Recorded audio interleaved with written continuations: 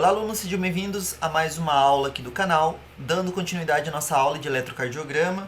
Na aula passada eu falei um pouquinho sobre como fazer a leitura de um eletrocardiograma, eu falei sobre como a gente identifica o ritmo sinusal, além de dar alguns conceitos básicos fisiológicos de eletrocardiograma para vocês. Na aula de hoje a gente vai falar um pouquinho sobre alguns tipos de arritmia. Eu vou focar nas arritmias dos átrios, originadas nos átrios, ok? Então antes da gente poder começar e falar de tudo isso, eu quero comentar um pouquinho, poder classificar as nossas arritmias e também poder explicar o conceito geral fisiopatológico de como essas arritmias aparecem. Então aqui, ó, bases fisiológicas da geração de arritmia, né? Então ele fala que as arritmias elas representam um transtorno do ritmo cardíaco relacionados com alteração no automatismo cardíaco. Lembra que eu falei para vocês que o coração ele tem algumas características, né? Batimotropismo, cronotropismo, automatismo. Então o automatismo do coração está afetado. A excitabilidade também, a condutibilidade também e a refratariedade das células especializadas presentes no sistema de condução do coração. Quando a gente fala refratariedade, a gente quer dizer que algumas células gerarão potenciais quando elas não deveriam gerar potenciais. Nós sabemos que todo impulso que passa pelo coração é gerado lá no nódo sinusal, porque ele é o marcapasso fisiológico do coração. No entanto, existem alguns fenômenos onde o ritmo do coração, além de receber impulsos do marcapasso, ele recebe impulsos de lugares ectópicos, de marcapassos ectópicos, ou seja, de lugares dos átrios onde não tem nada a ver com o nódo sinusal. Simplesmente é gerado um ritmo ali nessa região, um potencial nessa região, normalmente dado por uma reentrada. Eu vou mostrar para vocês uma imagem mais para frente para mostrar o que é uma reentrada. E isso acaba aumentando a frequência e deixando o coração num ritmo totalmente anormal. Aqui nós temos uma classificação geral dos distúrbios de condução do coração. Ó. Então eles podem ser de dois tipos. Dos ritmos de arritmia, né? Então pode ser por afetação no ritmo do coração. E o outro tipo de distúrbio pode ser nos transtornos de condução do impulso. Os transtornos de ritmo é porque a gente acaba gerando uma alteração na frequência de impulsos novos gerados. Então a gente acaba gerando impulsos arrítmicos. Pode ser por esse mecanismo de reentrada e tudo mais que a gente falou. Quando a gente fala de condução do impulso, alteração na condução, pessoal, isso pode ser por bloqueio. Já ouviram falar de bloqueio alguma vez? Bloqueio é quando nós temos algum tipo de, como o nome diz, bloqueio, travamento na passagem do impulso de condução e esse impulso não consegue ir para frente. Por exemplo, bloqueio de rama esquerda. O que é isso? Lá na aula de parte 1 do eletrocardiograma, eu falei para vocês que o feixe de His ele tem uma parte direita e uma parte esquerda, né? Ou um feixe direito e um feixe esquerdo.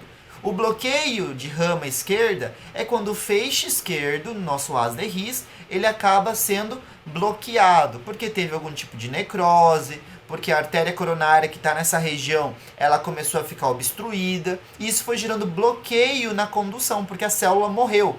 Então a célula da condução que estava mandando informação adiante, ela morre, e isso acaba bloqueando a passagem do começo do as de His, né, do nosso feixe de His, em direção à rama esquerda. Isso é um bloqueio. Existem várias causas para ambos os tipos de distúrbios, como por exemplo, defeitos congênitos. Nós temos alguns defeitos congênitos, como por exemplo a CIA, que é uma comunicação interauricular. Essa comunicação interauricular acaba gerando alguns tipos de arritmias supraventriculares. Quando eu falo de arritmia supraventricular, eu falo de arritmias que se originam nos átrios, ok? Porque a gente pode encontrar como arritmia atrial, mas alguns livros chamam de arritmias supraventriculares porque ela é gerada nos átrios que estão supra, em cima dos ventrículos, tá?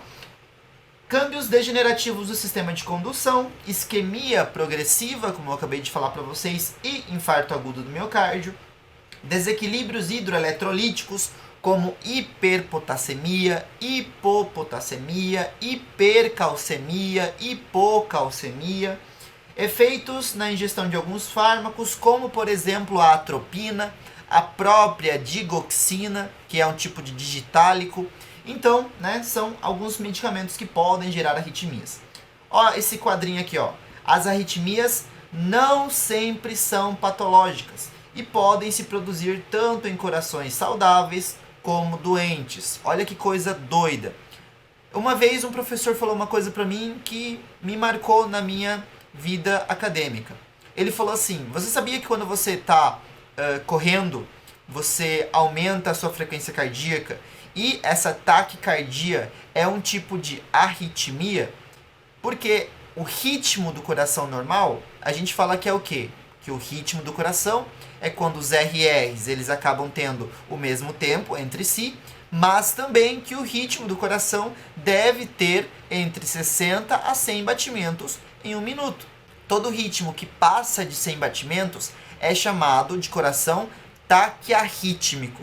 E todo coração que está abaixo de 60 batimentos por minuto está em bradiarritmia. Então a gente pode chamar os corações saudáveis que estão correndo como um tipo de taquiarritmia. Fora alguns casos isolados de arritmia que a gente vai falar mais pra frente. As alterações do ritmo exercem seus efeitos deletérios através da interferência com capacidade do coração para bombear o sangue. Lógico, coração arrítmico perde a capacidade de bombear o sangue perfeitamente. Nós vamos ver um quadro para falar disso aí. Quando a frequência cardíaca é muito rápida, isso diminui o tempo de enchimento diastólico. Lógico, imagina a sístole e a diástole. Quando a diástole acontece, nós sabemos que a válvula atrioventricular tem que abrir, o sangue tem que cair pela gravidade, e aí a aurícula faz o quê? Uma pequena contração de sebado para mandar o restinho do sangue que ficou no átrio para dentro do ventrículo. No entanto, quando o coração está acelerado, está numa taquiarritmia, o que acontece? O tempo da diástole é menor, porque o coração está fazendo isso, ó, ele está contraindo muito rápido. Então o tempo para enchimento diminui. Isso acaba fazendo com que a diástole seja mais fraca, né? O tempo de enchimento diminua. Logo, a quantidade de sangue que será bombeada para as artérias, como por exemplo o pulmonar ou a aorta, será muito menor. Sempre tem que lembrar disso. As arritmias diminuem a quantidade de sangue bombeado. Por isso que a gente falou aqui que vai interferir na capacidade do coração bombear o sangue, né? Então, ó, eles acabam diminuindo o tempo de enchimento diastólico, reduzem o volume sistólico. E qual que é um dos primeiros vasos ali que nascem da aorta? As coronárias. E isso acaba afetando a perfusão coronária. As coronárias, pessoal, se elas estão recebendo menos sangue, o que acontece com o coração? Vai perder força. A força de contração dele diminui. Tudo isso acontecendo porque o coração está taquiarrítmico. E ao mesmo tempo, o que está acontecendo? O coração está com necessidade de oxigênio aumentada, com as demandas aumentadas. Lógico, ele estava em taquiarritmia, né? Ele estava em taquiarritmia, ele está contraindo mais que o normal, mais rápido que o normal. Ele vai precisar de mais oxigênio, mas as coronárias não estão mandando mais oxigênio. E é por isso que vocês vão ver mais pra frente, nas matérias de semiologia, clínica, que os pacientes que estão em taquiarritmia normalmente acompanham o quadro com taquipneia, aumento da ventilação pulmonar também, porque ele está com pouco oxigênio chegando até o miocárdio, então como resposta o sistema respiratório acaba aumentando a ventilação, aumentando a frequência, fazendo com que mais oxigênio entre na hematose pulmonar. Então é por isso que ele vai apresentar esse tipo de quadro respiratório também. Quando a frequência cardíaca diminui, ela pode estar dificultando o fluxo sanguíneo a órgãos vitais, como por exemplo o cérebro. Vocês vão perceber isso em clínica médica. Paciente que está hipertenso, mas que ele está com tipo de bradiarritmia, eu tenho que ter cuidado na hora de usar alguns tipos de antihipertensivos. Tem antihipertensivo que diminui ainda mais a frequência, como os beta-bloqueadores. Se eu fizer isso, a quantidade de sangue que vai para a minha aorta diminui ainda mais, porque eu vou estar diminuindo ainda mais a frequência do paciente. Fazendo isso, eu pioro a perfusão cerebral. E eu não quero diminuir a perfusão cerebral. Cérebro sem fluxo é igual a paciente com sequela. Então tem que lembrar disso. Quando o paciente tem uma taquiarritmia, o que vai acontecer nele? Olha só, eu vou usar são dois caminhos, né? Então, ó, aumento da frequência cardíaca, né? Taquiarritmia. Vamos para baixo? Isso está aumentando o metabolismo do miocárdio, porque ele está precisando contrair mais, e isso acaba aumentando a demanda de oxigênio. Perfeito? Perfeito, porque ele está fazendo muita contração, precisa de ATP, precisa de oxigênio, ok. Aumento da frequência cardíaca, o que faz também? Diminui o tempo de enchimento diastólico, que eu acabei de falar, né? O tempo de diástole diminui. Isso acaba diminuindo o volume sistólico, que é a quantidade de sangue ejetada pelo coração em cada sístole. Isso acaba diminuindo a perfusão coronária. Logo, a diminuição da perfusão coronária leva a uma diminuição do aporte de oxigênio para o coração, né? E isso acaba piorando esse quadro que a gente estava vendo aqui, ó. Aumentou a demanda de oxigênio, não adianta, porque está chegando ainda menos demanda de oxigênio para o nosso coração. Então, a nossa taquiarritmia acaba piorando o quadro do nosso paciente que, por exemplo, já poderia estar com uma diminuição do fluxo, porque é um paciente que tem alguma coronariopatia, tem algum tipo de placa de ateroma obstruindo parcialmente o coração, já é um paciente que sofre de angina, ou seja, um paciente anginoso. Então, isso aí só pioraria o quadro dele. Mecanismos de arritmia. O mecanismo de arritmia ele pode ser de dois tipos: marca-passos ectópicos ou fenômenos de reentrada. Marca-passo ectópico é quando tem um marca-passo de outro lugar, né? Um marca-passo que está gerando impulsos ali, por exemplo, nós temos uma região próxima ao nó sinusal que começou a gerar impulsos por si só, ou pode ser por um fenômeno de reentrada, que eu vou mostrar uma imagem para vocês quando a gente começar a falar de fibrilação auricular, tá? Então são esses dois tipos de mecanismos. O primeiro, ó, fenômeno de reentrada. Condições para a gente ter um fenômeno de reentrada: áreas que conduzem com lentidão o impulso. E o segundo, bloqueio de condução unidirecional. Estímulo desencadeante normalmente pode ser uma extrasístole. Um fenômeno de reentrada pode gerar uma extrasístole. Existem alguns quadros de extrasístole ventricular. Ou seja, a extrasístole ventricular é quando o coração, na parte ventricular dele, gera uma nova contração sem o nódo sinusal ter mandado. Então o nódo sinusal mandou um potencial, fez a contração do coração e depois, sem o nódo sinusal mandar um novo impulso, o coração contrai de novo. Ele relaxa, contrai e aí ele relaxa, esperando o próximo nódo, tá? Próximo impulso lá do nódo. Então esse seria um estímulo desencadeante. Se der tempo a gente vai falar ainda de alguns tipos de arritmias de origem ventricular aqui na aula. Fatores que contribuem ao seu desenvolvimento, né? O que pode gerar um fenômeno de reentrada? Isquemia, infarto, estão associados, lógico, né? E aumento de potássio sanguíneo, ou seja, uma hiperpotassemia. Por que a hiperpotassemia pode causar isso aí? Vamos lembrar lá dos princípios de fisiologia. Nós sabemos que quando o coração tem que relaxar, potássio tem que sair do músculo, certo? Agora, se já tem muito potássio lá no líquido extracelular, o potássio ele vai sair com maior dificuldade, ele sai mais lentamente. Potássio demorando para sair do coração é igual a coração com dificuldade no seu relaxamento. E isso acaba gerando um novo potencial e fazendo uma nova contração cardíaca. Então a gente acabou gerando um novo fenômeno de reentrada, porque o coração estava demorando demais para conseguir relaxar, ok? Então é um fenômeno de reentrada. Tipos de arritmias que a gente vai ter. Então a gente tem arritmias sinusais, a gente tem arritmias de origem auricular, ou como eu chamei, arritmia supraventricular, seriam as de origem auricular. Temos arritmias da união, ou seja, da união atrioventricular, e temos arritmias ventriculares. Vamos começar pelas arritmias sinusais, que são causadas pelo nódo sinusal. Primeiro tipo, bradicardia sinusal. A bradicardia sinusal, como o nome diz, é um tipo de bradiarritmia. Ela vai diminuir a frequência cardíaca abaixo de 60 batimentos por minuto. Onda P precede cada complexo QRS, ou seja, vamos lembrar do que a gente falou lá na aula, eu vou olhar a derivação D1, eu vou olhar a derivação D2, eu vou olhar a derivação AVF e eu vou ver o que? Uma onda P sempre precedendo o complexo QRS. É um ritmo sinusal? É um ritmo sinusal. Perfeito? Então sempre lembrar disso. Vai ter uma onda P antes do QRS, é um ritmo sinusal. Encontrei ritmo sinusal, eu vou ver a frequência. Pode ser uma bradiarritmia, pode ser uma taquiarritmia, certo? Nesse caso, uma brad. A presença de onda P e o intervalo PR normal indica que o impulso se originou no nódulo SA, no nódo sinusal, né?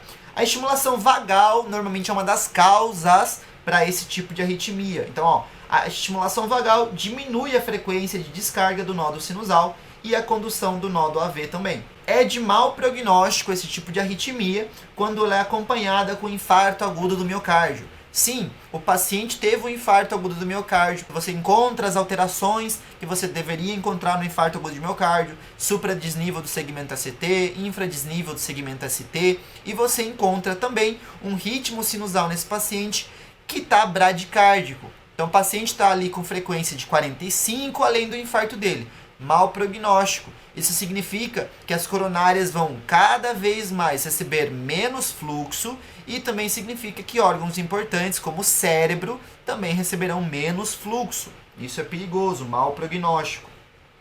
Outro tipo de arritmia, taquicardia sinusal. Como o nome diz, é uma taquicardia. O paciente vai ter uma frequência cardíaca acima de 100 batimentos por minuto em repouso. Então, onda P e intervalo PR precedem a cada complexo QRS, porque nós estamos falando de um tipo de ritmo sinusal, é causado pelo nó do sinusal. Então, é a mesma coisa que eu acabei de falar. A gente vai olhar a derivação D1, a gente vai olhar a derivação D2, a gente vai olhar a derivação AVF e a gente vai encontrar a onda P precedendo o QRS. A gente vai encontrar lá, tá? Ah, professor, lembra daquelas outras derivações que você falou? A gente vai encontrar também as mesmas outras duas derivações que eu falei para vocês lá. Ah, a gente vai encontrar ali uma onda P em formato de S deitado. A gente vai olhar essas derivações e vai encontrar. Se não lembra, dá uma olhada na aula anterior, o link vai estar na descrição. Por que acontece esse tipo de arritmia? Incremento do automatismo do coração por estimulação simpática. Então, nosso sistema simpático acaba sendo superestimulado. Pode ser por medicamentos, ok? Ou a causa da inibição do tono vagal. Também pode ser uma inibição do sistema parasimpático cardíaco. Resposta normal durante a febre e exercício. Então, isso é normal. A gente tem uma taquicardia sinusal. Viram que ela é um tipo de arritmia normal também se for por exercício físico. Associada a insuficiência cardíaca congestiva, ou seja, a ICC pode gerar um tipo de taquicardia sinusal, infarto agudo do miocárdio, hipertiroidismo. Você encontra o paciente com infarto agudo do miocárdio na sua urgência sempre com dois quadros associados ali com maior frequência, bradicardia ou taquicardia. A taquicardia não tem tão mau prognóstico como a bradicardia. A taquicardia é um mecanismo de compensação, inclusive, para o infarto. Fármacos que podem gerar esse tipo de alteração. A gente tem aqui a atropina, o isoproterenol, é muito importante lembrar dele, a adrenalina e a quinidina. A atropina, vamos fazer um comentário sobre a atropina. Pessoal, a atropina ela é utilizada nas intoxicações por órgano fosforado. Quando o paciente tenta cometer suicídio, consumindo, ingerindo órgano fosforado, e ele chega na urgência ali antes da meia hora, a gente, além de fazer toda a limpeza gástrica, usar carvão ativado no estômago dele para tentar reabsorver todo esse veneno, esse órgano fosforado que ele ingeriu e fazer ele ficar dentro da luz e não ir parar no sangue, a gente vai usar depois a atropina, porque a atropina tem efeitos no tubo digestivo. Um dos efeitos da atropina é causar uma inibição do sistema parasimpático. Por quê, professor? O que tem a ver isso? Lembrem, eu já falei aqui no canal, que o sistema parasimpático no tubo digestivo aumenta o peristaltismo. E o que eu quero durante uma intoxicação? Eu quero que o peristaltismo pare.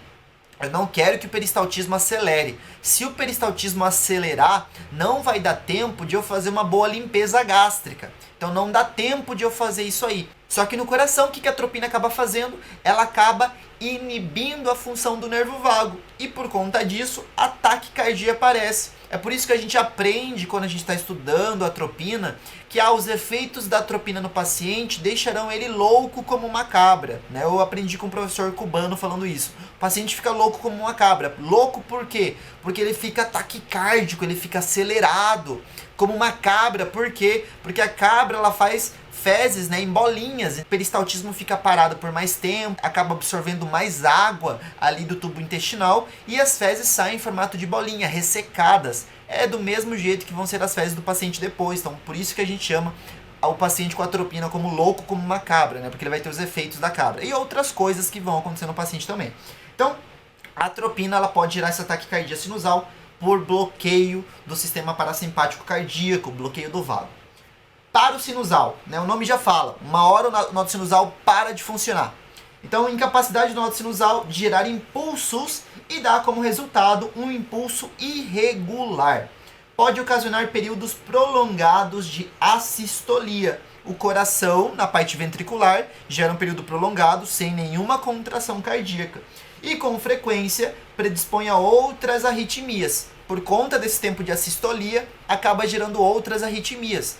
Outras arritmias, como marcapassos ectópicos ventriculares. O nó do átrio ventricular, ele acha que, opa, o nó sinusal morreu, eu preciso trabalhar. Então, ele acaba gerando ritmos anormais, tá? Causas de paro sinusal, doenças do nódo sinusal, a gente vai falar mais pra frente de uma síndrome do nódo sinusal doente, tá? Então, doença do nódo sinusal, miocardite aguda, inflamação do miocárdio, nós já falamos disso aí aqui no canal. Intoxicação digitálica, que era muito mais frequente antigamente, a utilização de digoxina intoxicava mais frequentemente os pacientes. Hoje em dia é mais raro de encontrar uma intoxicação digitálica. Infarto agudo do miocárdio, acetilcolina propriamente dita também pode gerar isso aí, hiperpotassemia e também a hipopotassemia, de efeitos diferentes. Percebam aí que a hiper e a hipo conseguem causar. Nessa imagem a gente consegue ver o eletrocardiograma com paro sinusal. Repara, ó, o nódo sinusal parou de funcionar, a gente está vendo que nesse momento que o nódo sinusal parou de funcionar, nós tivemos uma parada sinusal. Perfeito? Olha que interessante esse nosso eletro. O paciente que está com esse paro sinusal, ele está com outra arritmia associada. Além dele ter o paro sinusal, ele tem outra arritmia.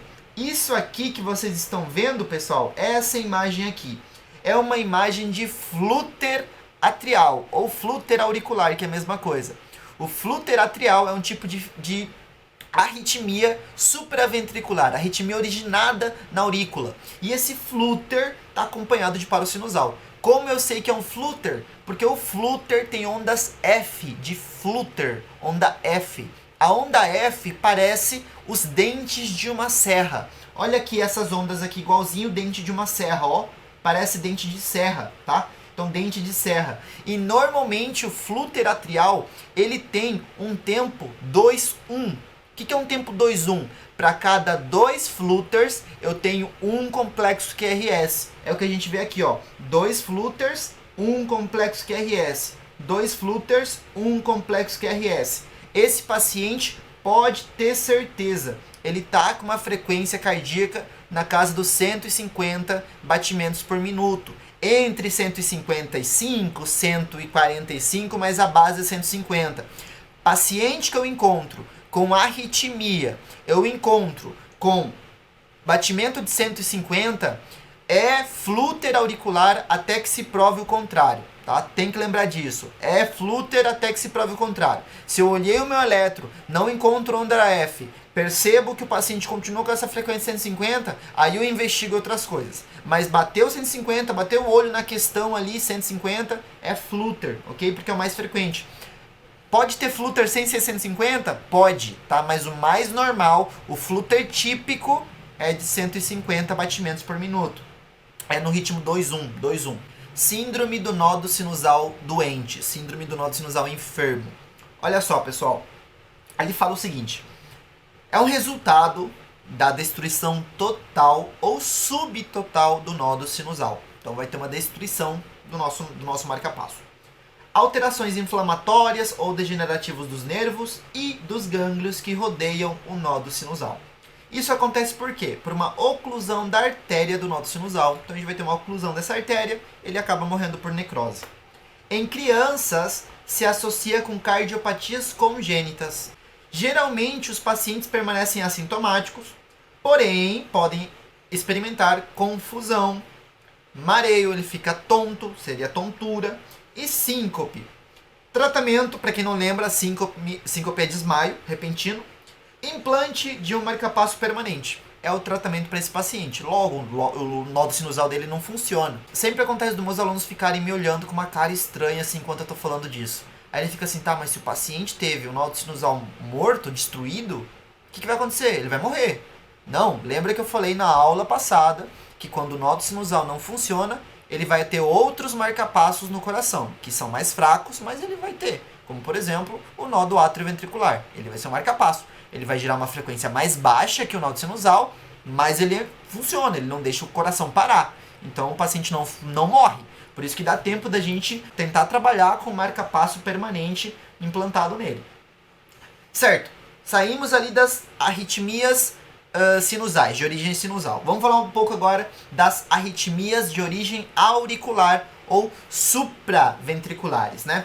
A gente vai ter ali, dentro dessas nossas arritmias, as contrações auriculares prematuras, as taquicardias supraventriculares paroxísticas, isso aqui é muito interessante, flúter auricular, que em espanhol a gente chama de aleteo, mas vamos chamar de flúter auricular, e fibrilação auricular, tá? A fibrilação auricular é uma das mais interessantes, é a arritmia mais frequente que a gente encontra na urgência do hospital, tá? A fibrilação auricular é a arritmia mais frequente que a gente vai encontrar.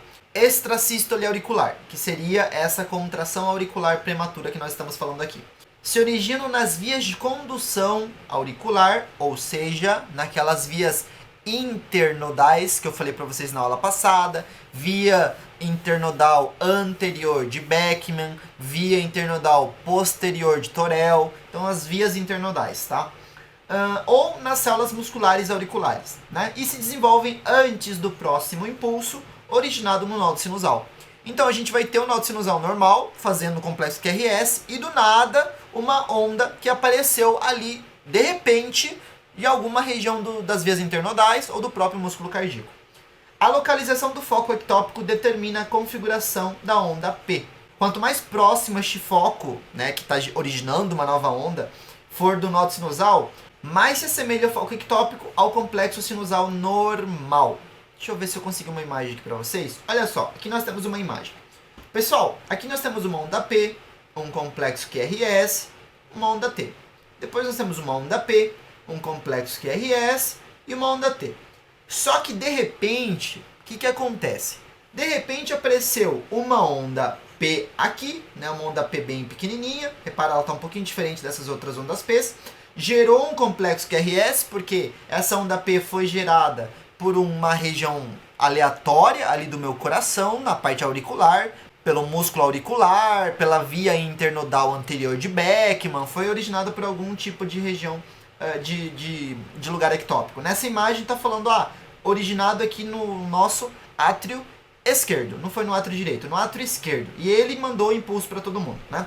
Então, ele originou essa onda P e gerou um complexo QRS e uma onda T, porque o coração contraiu de novo. Só que depois, deu um tempinho, né, um tempinho diferente, apareceu a onda P normal e gerou um complexo QRS. E aí a frequência voltou ao normal. Repara que o tempo que a gente tinha aqui entre essas duas primeiras, essas duas primeiras R, né, ou seja, o tempo RR aqui, o intervalo RR, é o mesmo que o intervalo RR aqui. Praticamente 4 quadrados grandes, né? Então a gente tem 4 quadrados grandes aqui e aqui a gente tem 4 quadrados grandes também. Então o tempo é o mesmo. No entanto, o tempo entre esses dois e esses aqui é diferente, porque isso foi uma extrasístole auricular, tá? Ela originou uma onda P aleatória e aí ela originou um complexo QRS do nada ali, né? Então, essa onda P é uma extrasístole, uma contração auricular prematura, tá? A transmissão retrógrada hacia o nódulo sinusal pode interromper o seguinte latido sinusal e determinar a aparição de uma pausa entre os dois latidos conduzidos normalmente, que seria essa pausa que a gente está vendo aqui, ó. Então, o que aconteceu? Nessa imagem, originou aqui o nosso impulso. Esse impulso viajou nesse sentido e chegou no nódulo. Quando ele chegou no nódulo, ele bloqueou o nódulo. E o nódulo não gerou nenhum tipo de impulso por um tempinho. Por isso que depois de 4 quadrados a gente não vê ali aparecendo um novo impulso. Aí passou mais tempo do que 4 quadrados, se a gente contar vai dar quase 5, e aí ele origina um novo impulso, tá? Então ele gerou um impulso bem depois, certo? Esse é o nosso bloqueio acontecido por culpa dessa nossa extrasístole auricular. Pode ser resultado de estresse, consumo de tabaco ou até consumo de cafeína, essa extrasístole aqui. Taquicardia auricular paroxística. Olha só, ela é uma taquiarritmia, o nome já fala, taquicardia, né? Então ela é uma taquiarritmia que se origina por cima da bifurcação do hás de His e começa e termina em forma súbita. Ela pode se produzir por vários tipos de mecanismos cardíacos, como reentrada do nódulo atrioventricular, síndrome de Wolff-Parkinson-White, reentrada do nódulo sinusal. Cuidado para não confundir a síndrome de Parkinson com a síndrome de Wolff-Parkinson-White, pessoal, são síndromes diferentes. A Wolff-Parkinson-White é uma síndrome cardíaca, eletrocardiográfica. Taquicardia auricular, então vamos dar uma olhada. Ó. A gente percebe nessa imagem que nós temos ondas P bem pequenininhas, ó, ondas P bem pequenas, bem planas, e um complexo QRS estreito. Então, nosso complexo QRS vai ser bem apertado, vai ser bem estreitinho. Por que esse complexo QRS é estreito, professor? Quando a gente fala de complexo QRS estreito, é que ele é mais curto do que 2,5 quadradinhos, tá? Professor, já não é normal o QRS estreito? É, mas existem arritmias que geram QRS alargados. Então a gente tem que deixar claro que tipo é o meu QRS, ok? Além disso, o QRS também, ele aparece muito frequentemente. Repare que o QRS, pessoal, esse QRS que a gente está vendo aqui, tá? Ele tá dentro de um quadrado grande, ó. Esse QRS e esse estão dentro de um quadrado grande. Como é que a gente vai calcular essa frequência, então? Meu Deus, como que a gente calcula? É como eu falei a vez passada. Eu vejo o intervalo entre R e R, vou contar os quadradinhos, ó. 1, 2, 3, 4. Deu 4 quadradinhos. Eu vou pegar 0,04, eu vou multiplicar por 4, porque cada quadradinho vale 0,04. Então, vou multiplicar por 4. 0,16. Vai dar 0,16 o valor, se não me engano. O que eu vou fazer? Eu vou pegar 60 segundos e vou dividir por 0,16. Vou fazer isso na calculadora para vocês agora mesmo. Vamos lá. A gente está com 4 quadradinhos, certo? Então 0,04 multiplicado por 4 dá 0,16. Acertei na matemática. Aí o que eu vou fazer? 60 segundos dividido por 0,16. A frequência, olha a frequência. 375 a frequência, tá? É uma frequência alta? É uma frequência altíssima, né? É uma frequência altíssima. Inclusive, a gente olha aqui para esse slide e a gente percebe que graças a essa frequência altíssima que o paciente se encontra, olha o que acontece.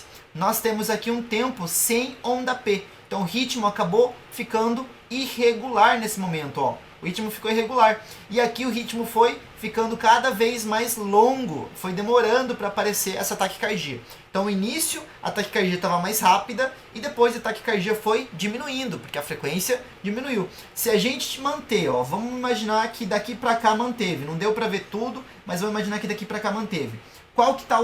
Quantos quadradinhos que a gente tem aqui? Nós temos 7 quadradinhos, né? Então, de novo, ó, vou trazer a calculadora para vocês. Então, eu vou fazer, ó, 7 vezes 0,04 vai dar 0,28. Qual que vai ser a frequência do paciente? Opa, 60 dividido por 0,28. A frequência dele baixou para 214. Professor, o paciente consegue ficar vivo com frequência de 214? O paciente está vivo e o paciente está mal. Ok? O paciente está vivo e o paciente está mal. Ele está com uma frequência altíssima. O problema dessa frequência alta é o que? Nós falamos lá atrás. É o problema de qualquer taquiarritmia. Vai fazer uma diminuição do tempo de enchimento diastólico, diminui o volume sistólico, faz com que menos sangue viaje para a aorta, isso diminui perfusão coronária e diminui o aporte de nutrientes e oxigênio pro miocárdio, tá? Então isso é perigoso, certo? Perigoso. Flúter auricular. Olha só, vamos para as duas últimas partes da nossa aula. O flúter auricular, pessoal, é uma taquiarritmia de reentrada única, localizada no átrio direito. Então nós temos o átrio direito gerando um tipo de reentrada. Ele se divide em dois tipos, tipo 1, que é o flúter típico, e tipo 2, que é o flúter atípico. Isso vai mudar no eletrocardiograma e vai mudar na minha conduta, mas como o foco das aulas aqui é a parte fisiopatológica, eu não vou entrar muito na conduta para vocês, tá? O que pode causar? Etiologia do nosso flúter. As principais são essas três aqui. Insuficiência cardíaca congestiva sistólica sintomática, DPOC, doença pulmonar obstrutiva crônica, doença mitral reumática. Lembrando que as doenças mitrais, as estenoses mitrais, que é uma das mais frequentes, ela normalmente é causada por febre reumática. Peguei um paciente com estenose mitral, descobri que ele está com estenose, eu vou ir para o histórico do paciente, eu vou perguntar se ele tem febre reumática. Atenção, paciente às vezes teve febre reumática, nunca foi diagnosticado e não sabe que teve. Então 50% dos pacientes que já tiveram febre reumática não foram diagnosticados. Então fica atento com isso. Outras causas, aqui é a pós, tá? Pós-operatório de cirurgia cardíaca, miocardite, pericardite aguda, tromboembolismo pulmonar, a própria doença do nódulo sinusal que nós já falamos aqui nessa aula, Cardiopatia congênita, a CIA, que eu falei para vocês recém, que é uma comunicação interauricular. Tem uma aula aqui no canal que eu falei de como é feita a formação do nosso coração embrionário. Lá eu falei que os átrios se comunicam e essa comunicação acaba não sendo fechada. Não lembra disso? Dá uma assistida na aula que já está aqui no canal. Vou deixar um card aqui em cima. Atriotomia, né? Atriotomia, que é o fato da abertura atrial, e tireotoxicose. A gente sabe que quando o paciente tem tireotoxicose, ele está com um hipertiroidismo, e o hipertiroidismo aumenta o metabolismo corporal. Então, esse aumento do metabolismo cardíaco acaba gerando um mecanismo de reentrada, como a gente falou, ó, reentrada no nosso átrio direito. Vamos ver como que vai ser o eletrocardiograma do meu paciente com flutter? Vamos lá. O RR dele é regular. RR regular, tá? Então a gente está vendo aqui, ó. Esse é um R, esse é outro R, né? Então, o tempo desse R para esse R é o mesmo desse para esse, é o mesmo desse para esse, é o mesmo desse para esse. Então, o tempo do meu intervalo RR regular. Frequência cardíaca, 150 batimentos por minuto, tá? Essa é a nossa frequência do paciente. Esse eletro, o paciente provavelmente não está com uma frequência de 150. Vamos dar uma olhadinha aqui. Deixa eu contar rapidinho para vocês. 1, 2, 3, 4, 5... Ele está com uma frequência um pouquinho maior, tá? Ele não está com 150. Mas, como eu falei, o flutter, normalmente ele gera uma frequência de 150. Pode ser mais, pode ser menos, mas peguei pacientes com 150 de frequência, é flutter até que se prove o contrário. O paciente vai ter onda F de flutter com aspecto em dente de serra. Olha o dente de serra aqui, ó. Tem vários dentes.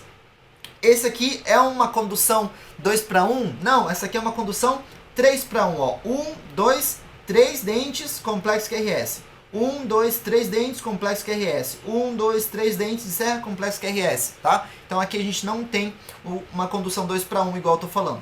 Onde a gente vai encontrar esses dentes de serra? D2, D3 e AVF. Então a gente encontra esses dentes de serra aqui na D2, D3 e AVF. Vamos olhar aqui nosso eletro, ó. Eletro de 12 derivações, bonitão. Por que eu falo 12 derivações? Tem gente que sempre pergunta. Porque ele tem 12 derivações. Nós falamos isso na primeira aula, ó. D1, D2, D3, AVR, AVL, AVF, V1, V2, V3, V4, V5, V6. São 12 derivações, ok?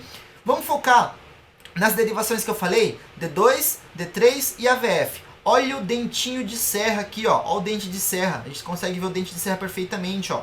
Olha o dente de serra aqui aparecendo. AVF é o dente de serra. Você consegue ver em AVR? Não estou vendo dente de serra. Você consegue ver em V1? Não estou vendo. V2? Não estou vendo. V3, ele parece aqui um coelhinho, né, com 2 orelhas. Mas é o que eu encontrei, é o que eu defino como flutter? Não, flutter tem que ter o dente de serra em D2, D3 e AVF. Repara um D2 longo, esse aqui é o nosso D2 contínuo, né? Ele está trazendo uma derivação de D2 contínuo aqui. Então aqui a gente consegue ver os dentes de serra perfeitamente, ó. Ondas F, tudo isso aqui a gente chama de onda F de flutter. Ah, professor, você falou que mais frequente é uma condução 2:1, né? Então a gente falou, normalmente condução 2:1. Mas nessa condução que você está trazendo é 3:1, porque eu estou vendo um dente de serra, outro dente de serra, outro dente de serra e um complexo QRS. Então tem 1, 2, 3 complexo QRS, né? É isso mesmo? Nesse aqui são 3 dentes de serra e um complexo QRS. Mas se a gente voltar, ó, lá para aquele início que eu mostrei para vocês, olha o nosso flutter aqui com 2:1, condução 2:1. Um dente de serra, outro dente de serra, flutter. Um dente de serra, outro dente de serra, flutter. Então aqui é o que a gente já falou, né? Então a gente encontra essa derivação no D2, D3 e AVF, esse dentinho de serra, né? Complexo QRS deles são estreitos, abaixo de 2,5 quadrados, e onda F característica. Para finalizar, fibrilação auricular. Vamos ver como que a gente consegue diagnosticar uma fibrilação. Se caracteriza por impulsos caóticos que se propagam na direção diferente e produz despolarizações auriculares desorganizadas, sem uma contração auricular efetiva. Então a gente vai ter impulsos caóticos alterando a linha de base do nosso eletrocardiograma. Se originam múltiplos circuitos de reentrada pequenos na aurícula que colisionam e desaparecem e voltam a surgir. Eu vou adicionar agora uma imagem no slide que eu esqueci inclusive de colocar e já volto. Então aqui a gente tem uma imagem bem legal para falar um pouquinho desse mecanismo de reentrada. Ó. O coração normal a gente sabe que ele trabalha com o nó sinusal aqui, mandando impulso, né, para a nossa via de condução, e isso acaba despolarizando todo o coração. Aqui nós estamos vendo o mecanismo de reentrada. Ó. O nó sinusal manda o impulso, mas esse mecanismo, ao invés de passar pela fibra e continuar viajando, ele acaba gerando uma microentrada, um mecanismo de reentrada pequeno, e ele gera um novo impulso, então ele vai gerar um novo potencial. Ao invés, vamos mostrar aqui no primeiro desenho normal, ao invés dele viajar daqui para cá, passar, entrar nesse caminho, o que acontece? O impulso passa aqui, ele despolariza as fibras que estão ao redor, daí ele gera uma reentrada e fica dando voltas, ele fica gerando várias reentradas de potencial. Então o potencial fica num círculo vicioso, ele fica gerando potencial sem parar. Imagina uma bateria ali gerando potencial sem parar. Isso acontece em vários pontos, então a gente vai ter vários pontos. Diferente do flutter, a reentrada é única no nosso átrio direito. Na nossa fibrilação, a reentrada é múltipla, tem várias reentradas. Por isso que, inclusive, a fibrilação, a gente vai falar que ela tem quadros graves, né? Fibrilação auricular com paciente hemodinamicamente instável. É muito grave isso aí, eu vou ter que fazer uma cardioversão no paciente, por exemplo. Vocês vão ver um pouquinho isso aí na parte de clínica médica. Então, lembrando, né? No meu flutter, eu tenho um mecanismo de reentrada único. Na minha fibrilação, eu tenho um mecanismo de reentrada múltiplo, são múltiplas reentradas. O potencial passa pelo lugar de reentrada, além dele enviar para frente, ele gera um novo potencial. Então ele faz uma reentrada, ele se autoexcita. Quando ele se autoexcita, ele gera um novo potencial. E ele se autoexcita e gera um novo potencial. E se autoexcita e gera um novo potencial. E na aurícula não para de fazer isso. Por isso que a fibrilação auricular é um tipo de taquiarritmia, tá?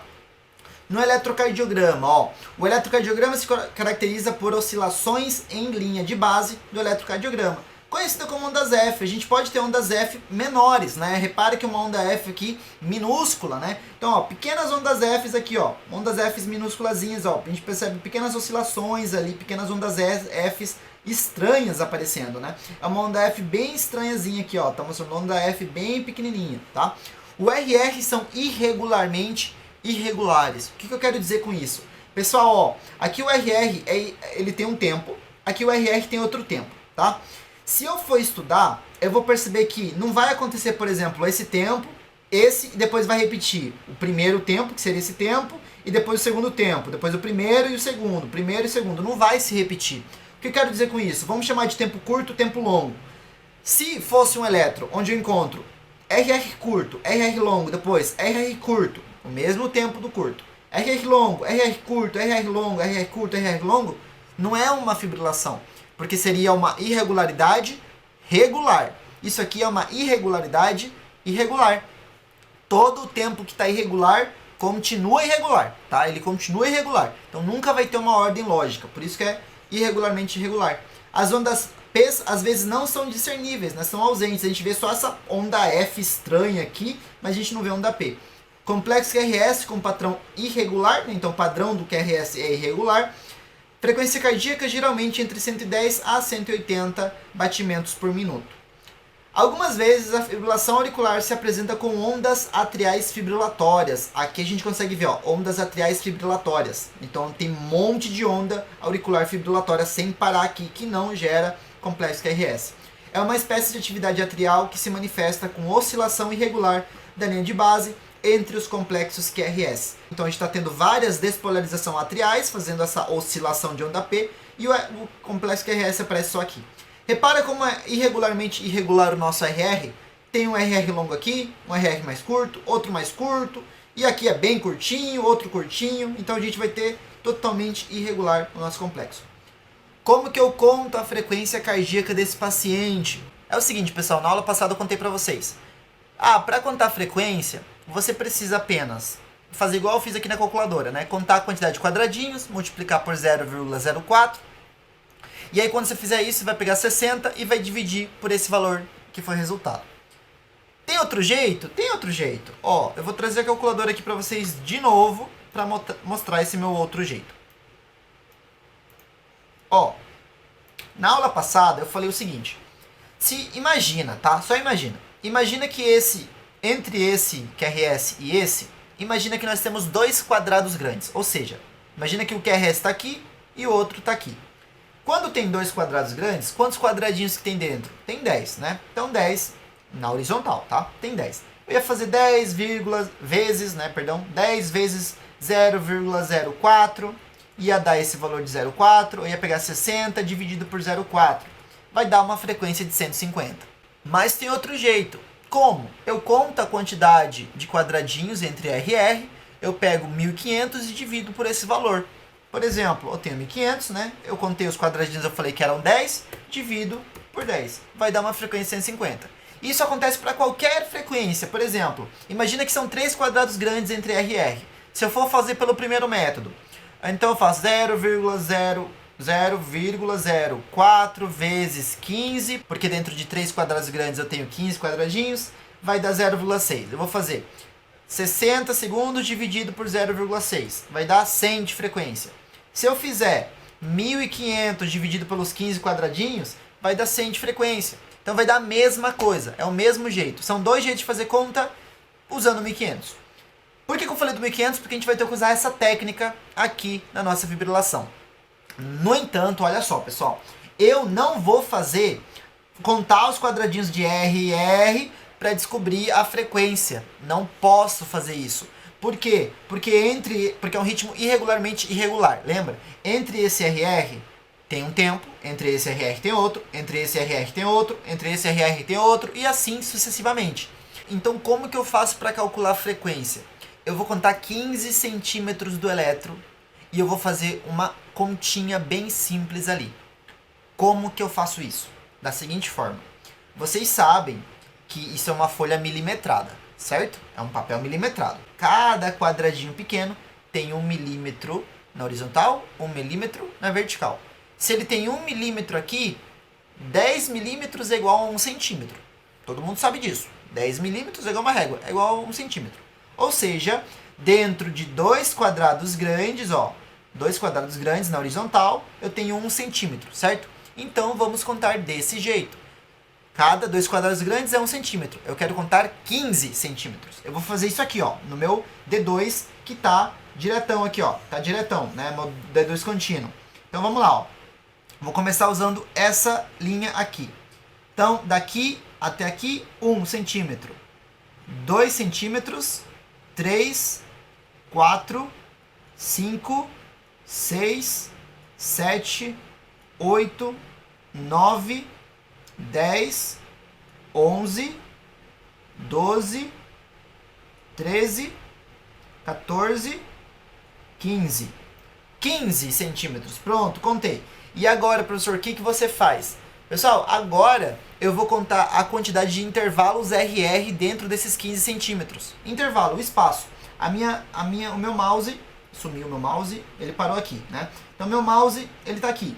Então, eu vou contar quantos intervalos RR tem nesses 15 centímetros. Ó. Um intervalo, 1, 2, 3, 4, 5, 6, 7, 8. O meu paciente está com uma frequência de 80. Mas 80, professor? Frequência de 80? Mas essa frequência é uma bradiarritmia, professor. Você não falou que a fibrilação é uma taquiarritmia? Sim, é uma fibrilação atrial, normalmente é uma taquiarritmia. No entanto, pessoal, nós temos fibrilações que são bradiarritmias. Elas geram fibrilações com carga elétrica mais baixa, como essa aqui que a gente está vendo, abaixo de 80, né? Então, esse tipo de fibrilações, pessoal, que são abaixo de 100, né? Abaixo de 100 de frequência, a gente normalmente chama de fibrilação atrial de baixa resposta ventricular. Então, o diagnóstico desse meu paciente seria fibrilação atrial de baixa resposta ventricular. Esse seria o meu diagnóstico completo. Mas vamos descobrir como é que eu cheguei nesse diagnóstico inteiro, porque aqui é fácil falar isso aqui é uma fibrilação. Vamos ver a minha fibrilação?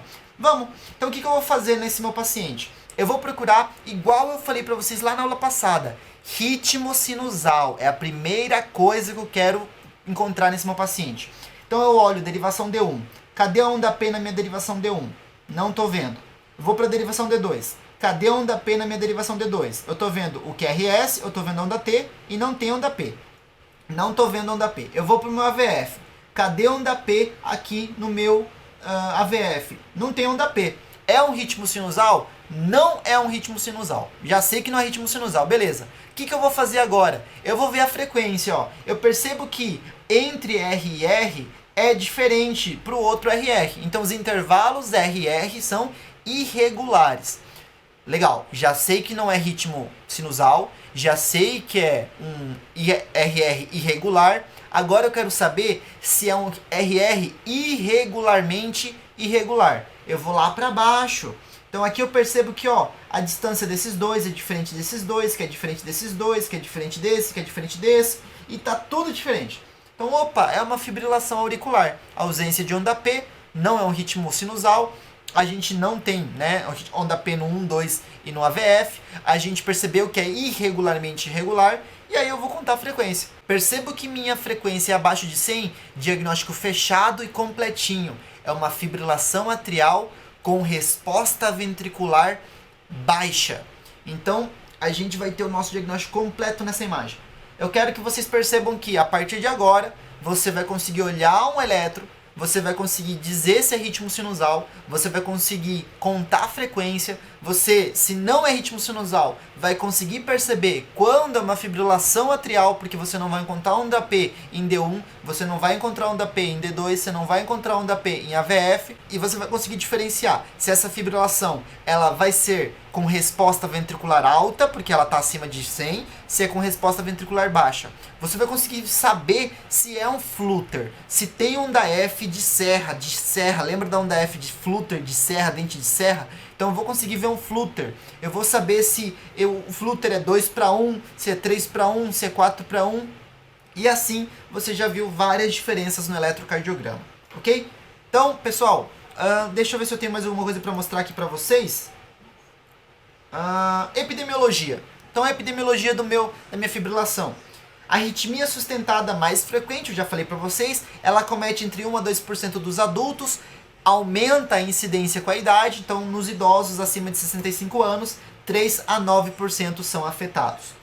Fatores de risco para fibrilação atrial, os principais, idade avançada, a gente mostrou, né, acima de 65 anos, hipertensão arterial sistêmica, doenças isquêmicas do miocárdio e doença valvar mitral. Já falei para vocês da estenose mitral e já falei que normalmente de origem reumática, né, a febre reumática.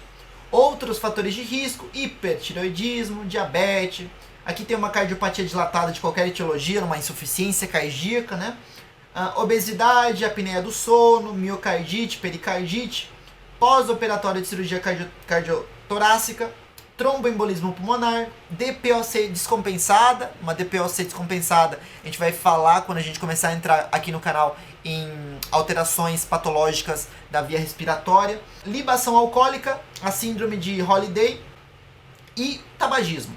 A síndrome de Holiday, pessoal, é uma síndrome que aparece nas urgências em época de feriado, por isso que ela tem esse nome, Holiday, porque o paciente toma muita cerveja na época de feriado e ele acaba tendo o paciente lá na sua urgência com fibrilação auricular, porque essa libação alcoólica, esse excesso de álcool acaba afetando a condução auricular e gerando vários mecanismos de reentrada, tá? E o próprio tabagismo. Existem 4 tipos de fibrilação auricular, que são a paroxística, a persistente de longa duração e a permanente.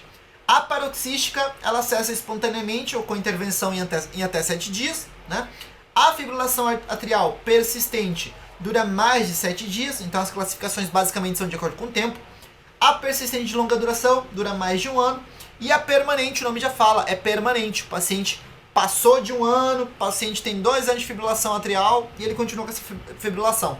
E aí é decisão conjunta médico-paciente de não realizar tentativa de restaurar ou de manter o ritmo sinusal. Tem que ter essa decisão. A gente não vai reparar ou a gente vai reparar esse nosso nódulo. Complicação, formação de trombo, né? A gente pode formar trombo. Por que pode formar trombo na aurícula, pessoal? Olha só, a aurícula, ela tá assim, fibrilando, né? Isso aqui é a nossa fibrilação auricular, tá fibrilando. Qual que é o problema disso? O sangue auricular não consegue ir perfeitamente para o ventrículo, porque a contração não é forte e também porque isso acaba aumentando a frequência cardíaca do paciente. Paciente com taquiarritmia, a gente falou, não dá tempo do ventrículo encher de sangue, parará. O sangue que fica na aurícula, ele acaba formando trombos, agregando plaqueta, porque o sangue fica em êxtase. Então tem êxtase sanguínea na aurícula.